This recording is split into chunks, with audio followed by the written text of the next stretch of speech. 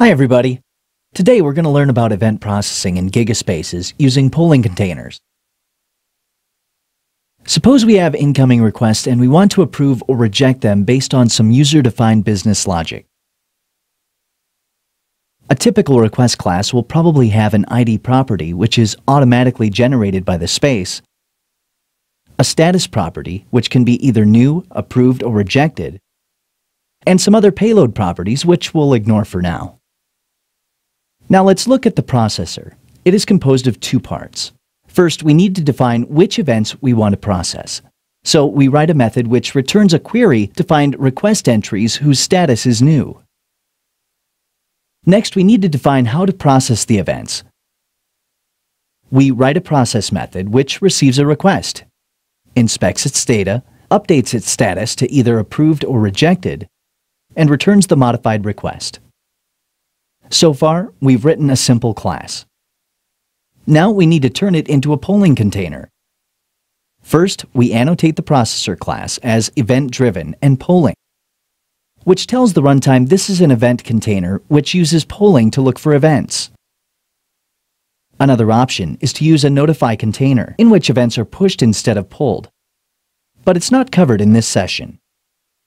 Next, we annotate to get template method as event template to indicate that the polling mechanism will use it to poll for events, and the process method as space data event to indicate that it should be invoked whenever a new event is available.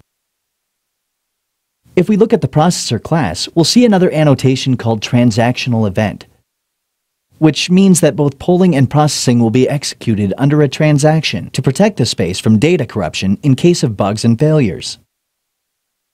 Finally, let's look at the processing unit descriptor, which is actually a Spring container file. We see that we've enabled the context component scan for all classes in our package, and enabled the annotation support for events. Last but not least, we define a collocated space, a transaction manager, and tie them together into a transactional gigaspace definition, which the polling container uses to access the space. We also have an SLA descriptor which indicates this processing unit should use a partition cluster scheme with 2 partitions and 1 backup per partition. Now, let's switch to the UI and deploy this processing unit.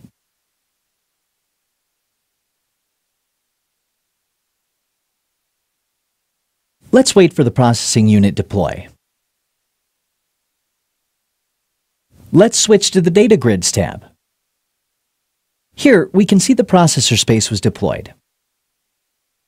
Let's go to the Event Container section, where we can see our processor. If we double-click it, we can see its template that waits for new requests. We can also see that so far, it hasn't processed any requests. This is because we haven't written any request objects yet. Let's go back to the code to write some entries.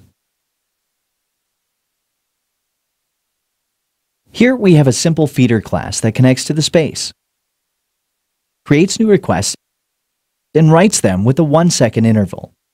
Let's run it.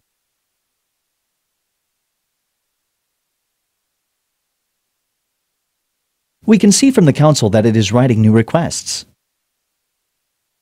Let's switch back to the UI and see that events are indeed being processed.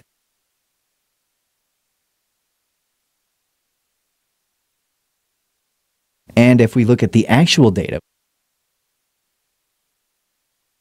we see that we have both approved and rejected requests. That's it for today. Thank you.